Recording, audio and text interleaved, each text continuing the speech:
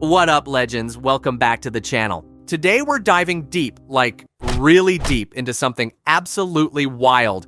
The places in the good old US of A where Mother Nature seems to be holding a serious grudge, and insurance companies are basically doing the financial equivalent of screaming and running in circles. Seriously, we're talking about spots where your dream home, maybe that cute coastal cottage or that rustic mountain cabin, could turn into an uninsurable, unsellable, unbelievably expensive nightmare faster than you can say force-placed insurance. We've waded through the alarming reports, the first-hand horror stories, the bonkers statistics, and compiled the ultimate listicle. Top 10 regions you might want to think twice about buying a house in. We'll journey from regions just waking up to the insurance chaos all the way to the state that's practically the poster child for maybe building millions of homes on land destined to be underwater wasn't the best long-term strategy. Stick around because finding affordable coverage in some of these places is becoming a competitive sport, and number one. Well, let's just say it's a full-blown crisis. Let's get into it. Alright, kicking off our list at number 10 is a region that probably blindsided you, the upper Midwest. Yeah, Minnesota, Montana, North and South Dakota, places you might picture for peaceful lakes or rugged mountains, not necessarily insurance drama. Historically, they were the boring, stable kids in the property insurance class. But guess what? Climate change and increasingly severe weather patterns decided to shake things up. Big time. We're talking absurd hikes in insurance costs, especially for things like apartment buildings. A Fed survey found multifamily housing owners saw premiums double on average between 2021 and 2024. That's a 100% increase in 3 years, galloping ahead at 6 times the rate of inflation. Homeowners are feeling the burn too, with states like South Dakota seeing massive jumps. Why? Think more intense hailstorms turning roofs into Swiss cheese, derecho wind events flattening fields and buildings, and just general climate weirdness messing with old risk models. It's not just coastal states getting hammered anymore, so while it lacks the hurricane headlines, for now, the financial squeeze here is real, rapidly escalating and serving as a serious wake-up call from America's heartland. Next, we jet east to number 9, Massachusetts, home of Chowder, the Red Sox, and apparently increasingly nervous insurance underwriters. Think picturesque coastal towns. Now picture them getting smacked by ferocious nor'easters. Think charming historic homes. Now picture insurers refusing to cover them because the roof might be 5 minutes past its prime. Massachusetts makes the list thanks to a nasty combo. Extensive coastline vulnerable to storms and rising seas, those infamous nor'easters packing hurricane-force winds, and brutal winter storms burying everything in snow and ice. Insurers here are getting super invasive, using eyes in the sky, drones, aerial photos, satellites to judge your property from afar. Got a tree branch hanging a bit too close? Potential non-renewal. Live within spitting distance of the ocean? Brace yourself for sticker shock, assuming you can even get a quote. A recent study suggested over a quarter of properties in the Boston metro area could face rate hikes or get dropped altogether. Plus, those official FEMA flood maps, often about as reliable as a chocolate teapot in a heat wave. Many folks are at risk who don't even know it. Quick aside, seriously, check your own policy. Do you actually know what's covered for wind versus flood? It gets complicated fast. Giddy up, we're heading back to the Great Plains for number 8. Nebraska, the Cornhusker state, or maybe the cash-sucking insurance state. Needs work, I know, but for real, Nebraska consistently dukes it out for the title of most expensive state for home insurance. We're talking an average annual premium hitting over $5,600 for a standard home in 2024. That's nearly double the national average. Sometimes more depending on where you are. In 2024 alone, rates spiked a mind-boggling 61% year over year. The obvious culprit, tornadoes. It's deep in the heart of Tornado Alley, but don't sleep on the hail. Nebraska gets pummeled by some truly biblical hailstorms. Ice chunks the size of baseballs that obliterate roofs, siding, cars, you name it. Add in severe convective storms, that's fancy talk for really violent thunderstorms with high winds, and you've got insurers sweating profusely and passing the cost on to homeowners. They literally call it a weather tax. Interestingly, back in the late 1800s, Nebraska newspapers even published twister tall tales, exaggerating tornado encounters. Guess they've always had a flair for the dramatic when it comes to weather. But the current insurance costs? No exaggeration there. If Nebraska is in Tornado Alley, Oklahoma built the Welcome Center and Gift Shop. Welcome to number 7. Tornadoes aren't just a risk here. They're practically part of the state identity. The Oklahoma City metro area alone has seen 45 tornadoes just since the infamous May 3rd, 1999 outbreak that's averaging 2 or 3 twisters per year, buzzing the capital region. And poor Moore, Oklahoma, hit by 5 significant tornadoes since '98, including 2 EF5s, the absolute strongest category. That's just statistically cruel. But wait, there's more. The hail can be just as destructive, causing billions in damage over the years. This constant atmospheric violence means finding affordable insurance is like finding a unicorn. And it gets weirder. Some areas face way higher rates than others within the state. Take Enid, Oklahoma. Apparently, premiums there are so much higher than, say, Oklahoma City that real estate agents report people having to buy smaller houses simply because the insurance cost blows their budget. Imagine that. Sorry, honey, we can't afford the extra bedroom because insuring it against the inevitable sky fury costs more than the mortgage payment. Oklahoma, where the wind comes sweeping down the plain and your insurance premiums go sweeping up your bank account. Sliding down south for number 6, we land in Mississippi. This state basically drew the shortest possible straw in the weather lottery, facing what experts call a brutal triple threat. You've got devastating hurricanes hammering the Gulf Coast, massive flood potential not just from the coast but also from its extensive river systems. Hello, Mississippi River, and destructive tornadoes tearing through communities. It consistently ranks in the top tier nationally for natural disaster risk, currently sitting at number 6. The history here is heavy. Hurricane Camille in 1969 was a Category 5 monster that basically redefined storm intensity with a 24.6-foot storm surge in Pass Christian. Then came Katrina in 2005, another catastrophe. Add in record-breaking river floods like the Great Mississippi Flood of 1927, which submerged land 80 miles wide near Vicksburg, and more recent events like the 2019 flooding, plus frequent, violent tornadoes. Yeah, insurers are perpetually on edge.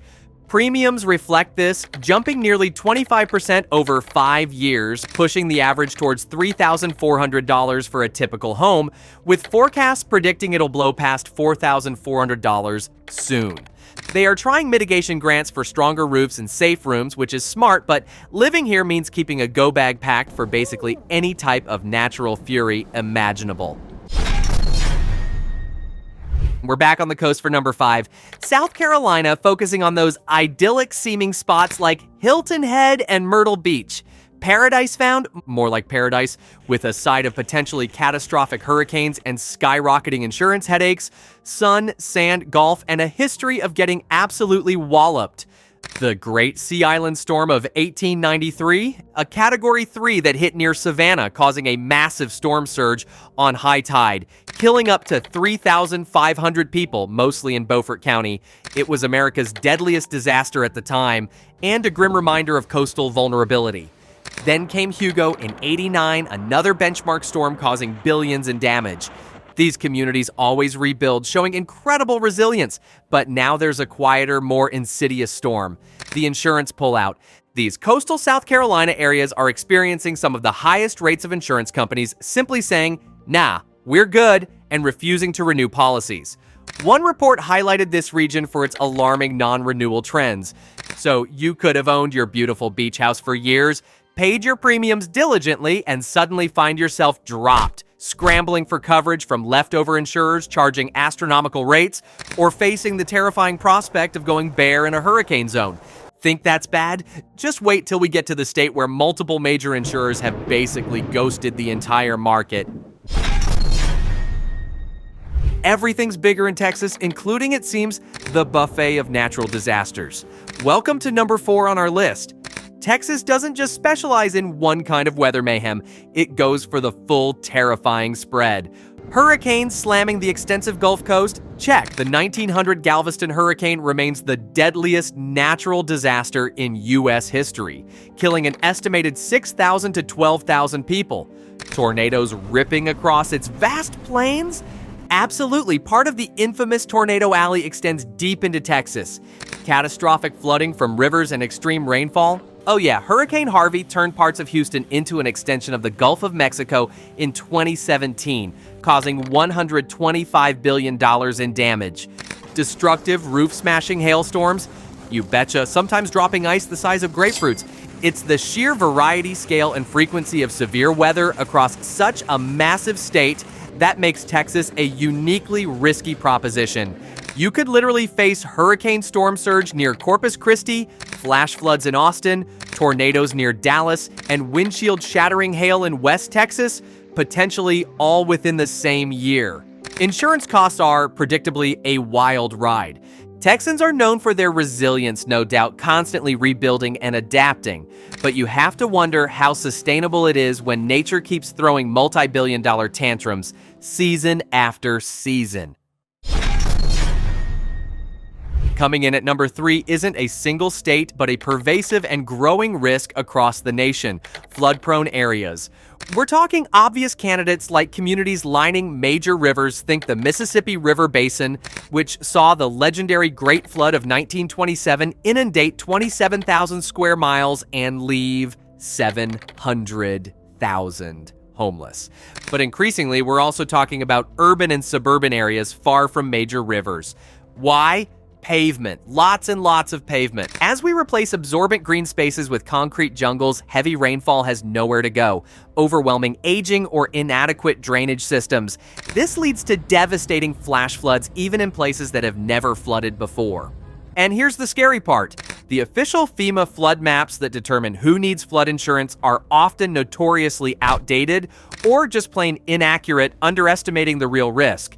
You could be paying off your mortgage for years thinking you're safe, only to find your ground floor underwater after a bad storm. The National Flood Insurance Program, NFIP, the government backstop, tries to fill the gap, insuring about 5 million homes, but it's swimming in debt like $25 billion back in 2017. Thanks to mega storms like Katrina and Sandy. Relying solely on that or assuming you're safe because you're not officially in a flood zone? Increasingly dicey. Oh, California, the Golden State, land of sunshine, Hollywood dreams, tech billionaires, avocados, and number 2 on our list. Thanks to absolutely apocalyptic wildfires and an insurance market teetering on the brink. We're not just talking about fires in the forest, we're talking about fires erasing towns. The surge in mega fires over 100,000 acres is terrifying. 35 since the year 2000 compared to 45 in the entire 20th century. The 2018 Camp Fire didn't just damage paradise, it wiped it off the map in hours. 85 lives lost, nearly 19,000 structures incinerated. It was a wake-up call from hell.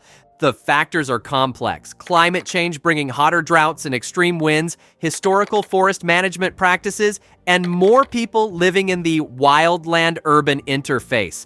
That's the edge zone where houses meet flammable nature. The result? An insurance nightmare.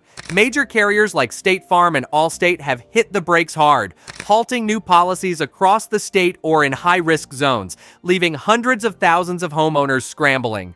Those left behind face jaw-dropping premium increases or are forced into the state's insurer of last resort, which offers less coverage for more money. Imagine your home surviving a fire only to be financially ruined because you couldn't insure it. That's the terrifying reality for many Californians now. And here we are, the undisputed reigning heavyweight champion of holy crap, owning property here is an extreme sport.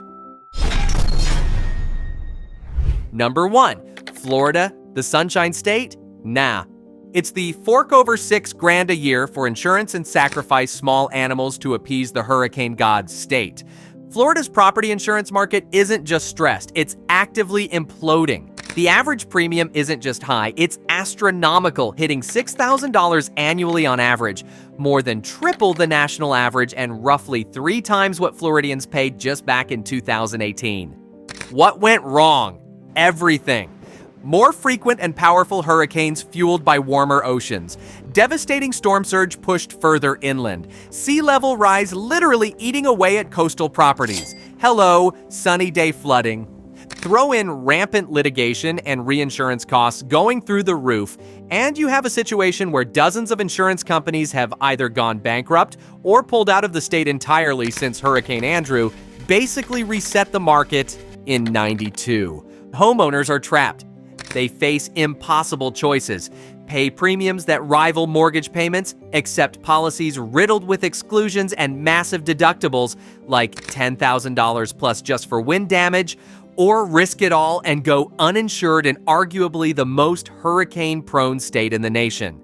It's creating an affordability crisis where coastal living might soon be reserved only for the super rich, pricing out longtime residents and fundamentally changing communities. Florida is the terrifying ground zero where climate change, decades of risky development, and insurance market failure have collided head-on.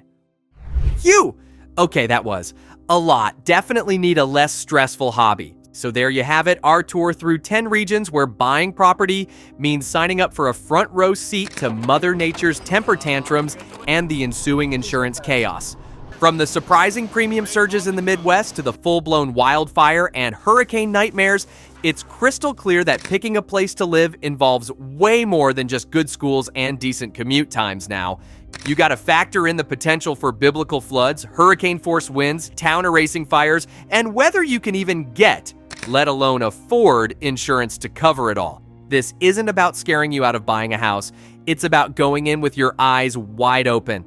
Doing intense due diligence is non-negotiable. Research the area's specific disaster history, get multiple real insurance quotes early in the process, not just estimates. Understand exactly what is and isn't covered, and maybe consider if that dream house perched on a cliff edge or nestled deep in a known fire zone is really worth the gamble. What are your thoughts on all this? Do you live in one of these hot zones? Have you faced insurance sticker shock or non-renewal notices? Share your experiences and insights down in the comments. Let's compare notes and maybe offer each other some moral support. If this video gave you some food for thought or maybe just a healthy dose of anxiety, do me a solid and hit that like button. Subscribe and ring the bell if you want more deep dives into the fascinating and sometimes terrifying realities of the world around us. Stay informed, stay prepared, maybe invest in a good weather radio and some sturdy boots, and I'll catch you in the next video. Peace out.